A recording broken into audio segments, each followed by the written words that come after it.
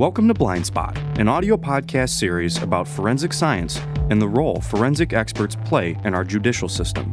The name Blindspot comes from the fact that forensic experts can see and hear what laypersons cannot. Forensic experts reveal the blind spot in court using their experience and expertise as forensic scientists.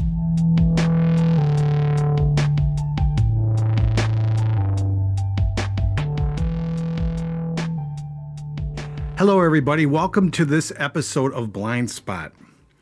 Today, I want to discuss what it takes to become an expert witness. This podcast series is about becoming a forensic expert, but it's also about becoming an expert witness. And in this episode, I want to go over what it takes. What do you have to do as an expert witness in order to be successful, especially in the courtroom? I want to go over how to prepare yourself and your team for trial and what to expect when you enter the courtroom to testify. First of all, not all forensic experts decide to become expert witnesses and appear in court. There are many qualified experts who choose to avoid the stress of testifying, and they focus only on their outside forensic work. And by outside, I mean outside the courtroom. Testifying in court is incredibly challenging and requires a lot of preparation to withstand the pressure and the stress of the courtroom.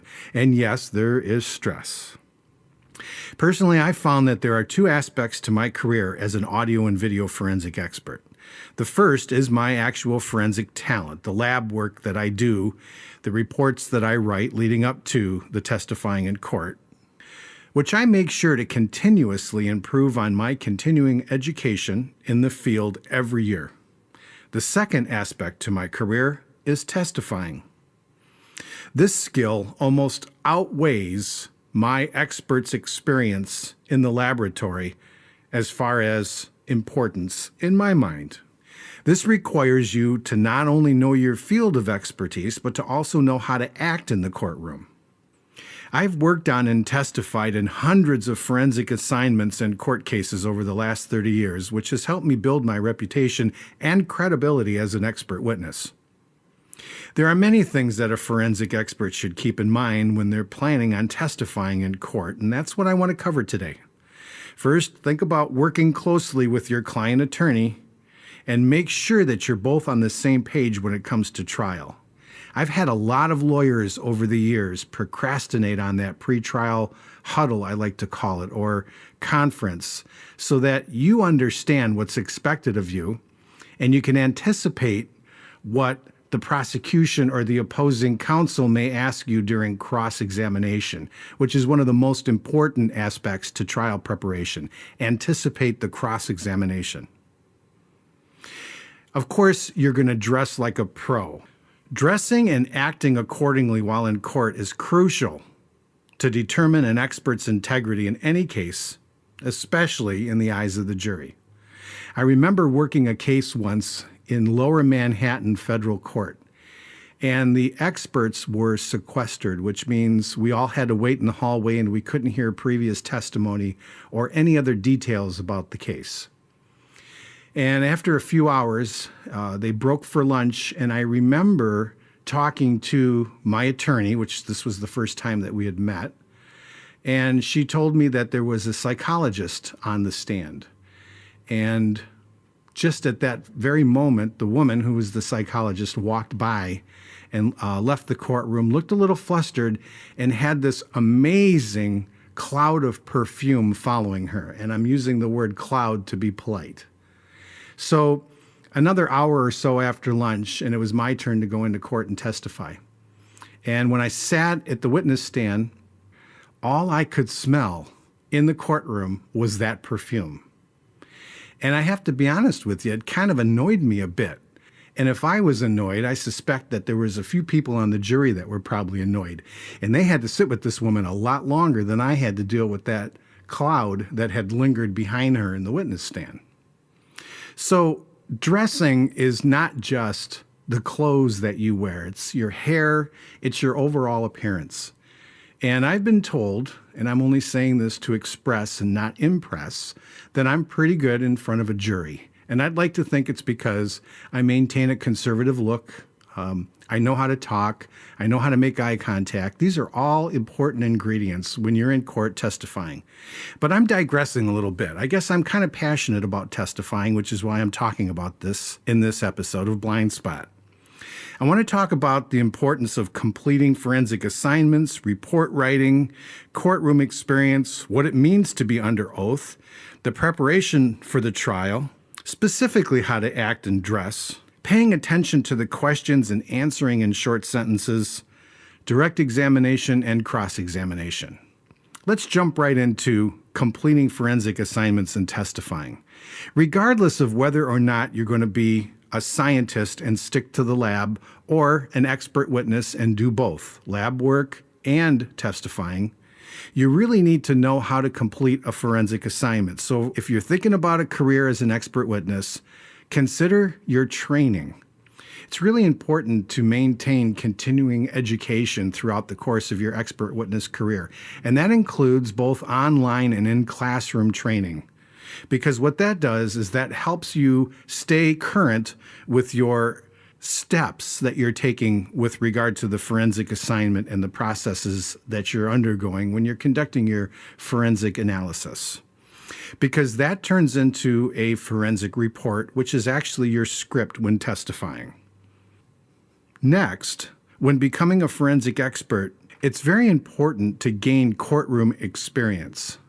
Now, of course, when you first start your forensic career, you probably don't have court experience, and if you do, well, you're ahead of everybody else.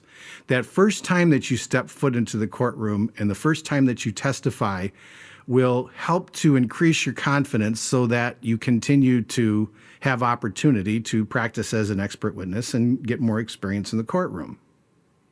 You keep track of your experience in the courtroom and you add this to your curriculum vitae. We've already talked about curriculum vitae in a previous episode, so you add your deposition and your courtroom experience to your curriculum vitae as the assignments are completed. This helps to increase your integrity as well as your experience and perceived value to your prospects. What does it mean to be under oath? When you walk into the courtroom and you raise your right hand and you solemnly swear to tell the truth, the whole truth, and nothing but the truth, so help you God. That means you can go to prison if you're caught lying. Expert witnesses need to run from being perceived or even thinking about being a hired gun. You don't want to think about the money and the financial gain to the work that you're going to do. You rather want to be a scientist and stick to the facts and what you can solemnly swear to be the truth when you raise that right hand and take the stand, because perjury is nothing you want to get involved in. And that's kind of the scary aspect to what I think keeps scientists out of the courtroom. And like I said earlier, you can certainly be a forensic expert without being an expert witness. Preparation for trial is extremely important. If you're going to testify, and the biggest problem I have with preparing for trial is getting the attorney that I'm working for or with to understand the importance of preparing for trial. Often I have to tackle the attorney by demanding a call with them prior to getting on an airplane or going to the courthouse, but I happen to testify more out of state than I do in state. And I just have to have a call with them before I show up wherever I'm going to testify.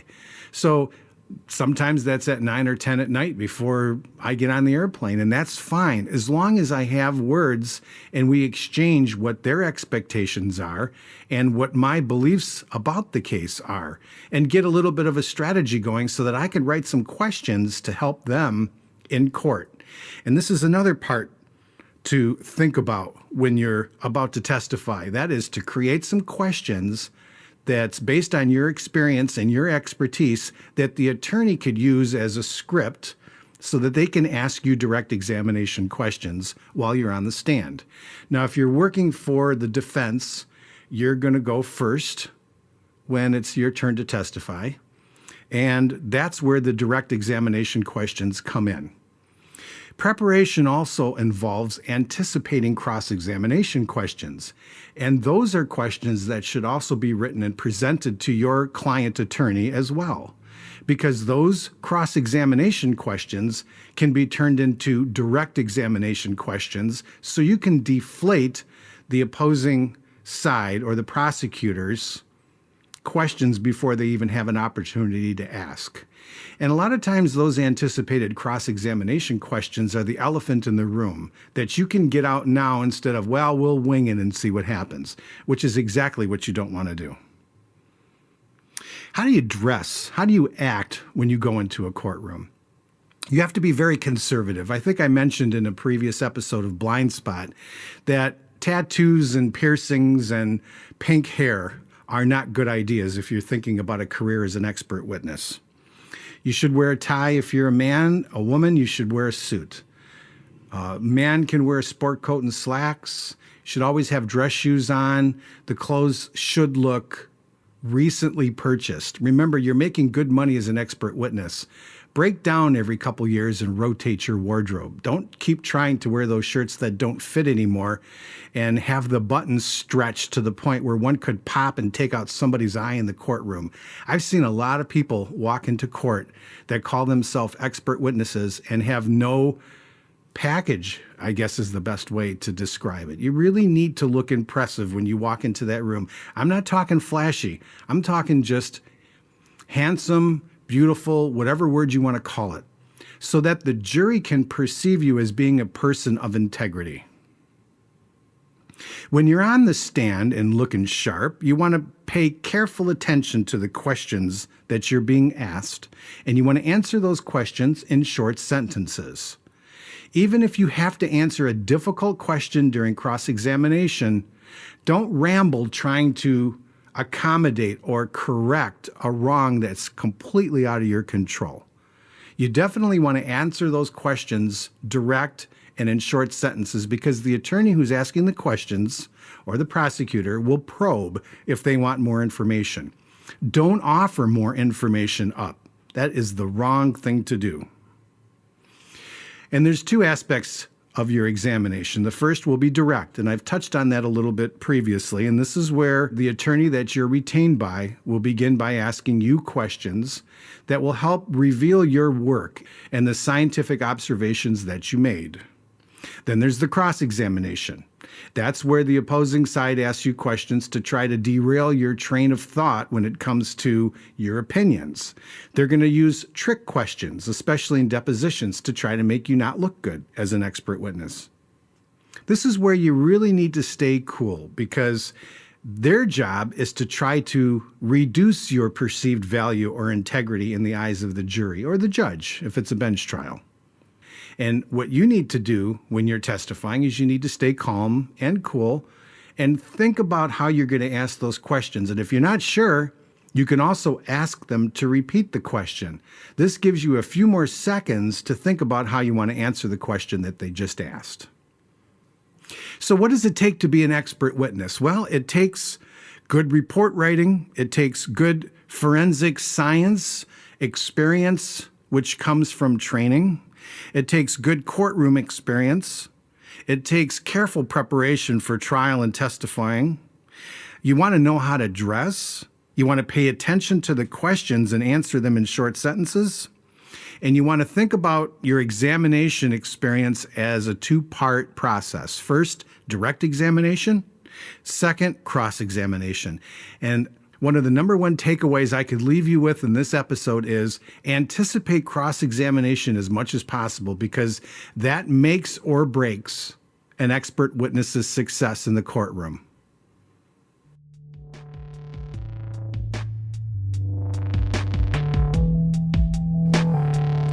This concludes this episode of Blindspot.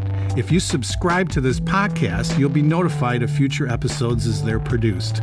We welcome your comments and questions at primeauforensics@gmail.com. Thanks for listening.